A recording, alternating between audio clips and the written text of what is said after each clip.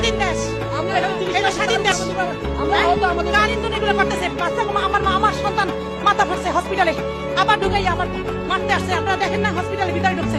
কি করেন আপনারা? আপনারা মিডিয়ারা কি করেন? হ্যাঁ, কি আপনাদের দায়িত্ব কি? কিসের সাংবাদিকতা করেন? হ্যাঁ, লাঠি ছোটা লাঠি হসপিটালে ঢুকছে। কি করেন?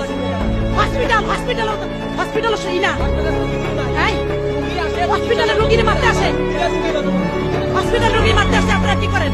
কি ভাই আপনাদের কোনো ভূমিকা নাই?